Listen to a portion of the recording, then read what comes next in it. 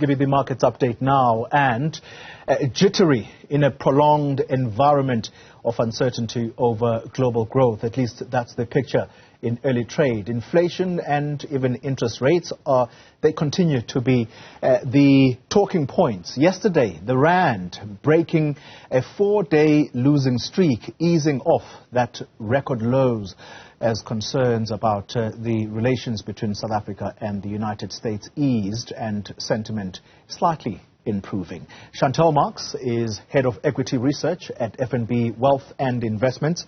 She joins us now for a quick markets update. Chantal, good morning to you. Let's get your quick sense of how the local index is performing in early trade and including the rand. Yeah, so far the index has started a little bit lower. It's since recovered a little bit after quite a substantial drop at the start of trading. But it does seem to be a function of the rand weakening out a little bit. So we see rand hedges doing comparatively well, and the rest of the companies on the JSE, particularly the SA Inc. stocks, coming under a little bit of pressure. We also saw Chinese data come out this morning that showed that industrial production and economic activity generally in that country was not as strong as expected. So the miners are also coming under pressure today. Let's talk commodities. Oil prices rose for a second day this morning, supported by U.S. plans to purchase oil for its strategic petroleum reserve, and add to that the raging wildfires in Canada that have fueled the supply worries. Help us make sense of these developments.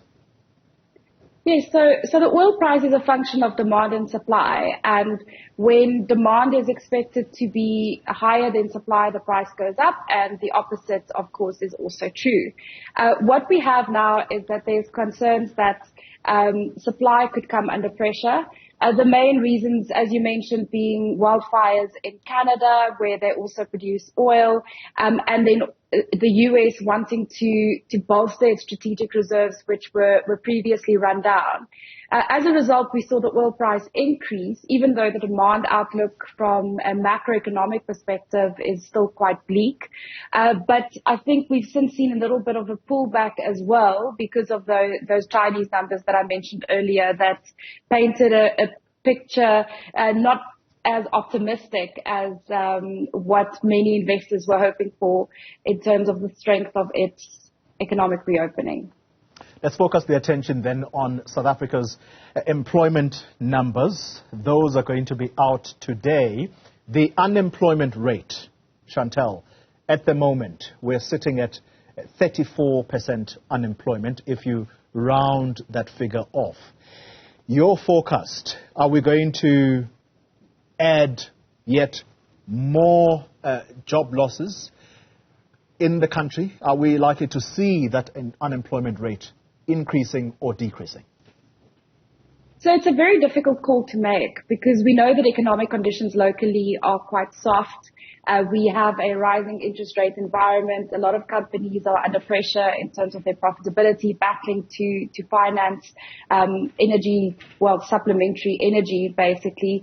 And we know that from the PMI data, so the Purchasing Managers Index data, that manufacturers aren't particularly positive on the near-term outlook and haven't really been increasing employment. On the flip side, we're still in a prolonged recovery in employment to pre-COVID levels. So employment is still quite depressed. So there could just be a positive base impact there. I had a look at what the market was expecting generally, and there are just absolutely no forecasts out there. And I think that tells you that it's such a fine balance at the moment. I think in any event, whether or not we make gains or losses, it will be quite small, and it won't make a big difference to the overall unemployment rate. And the unemployment rate is still going to be exceptionally high. Let's conclude with the Chemicals and Logistics Group, KAP, flagging lower profits amid load shedding. In its annual results. Talk us through their numbers.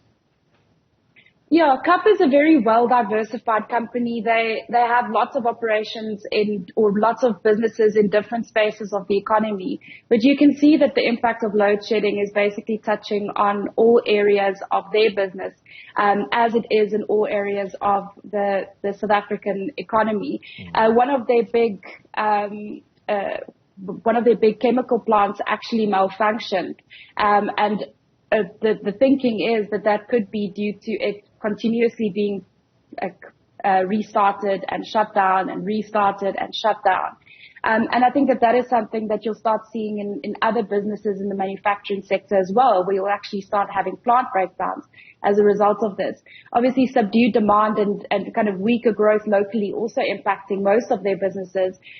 Consumers are under a lot of pressure. Economic growth is quite poor. And load shedding is certainly playing a role there, as are other kind of macroeconomic factors that are weighing on demand currently.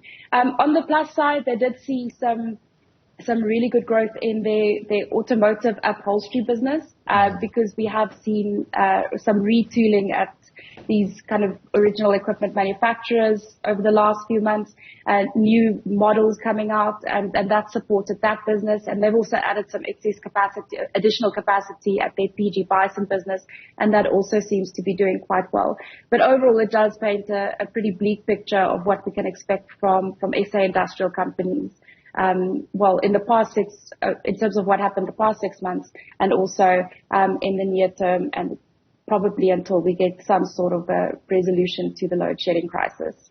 Chantal Marx, thank you very much for that markets update, Head of Equity Research at FNB Wealth and Investments.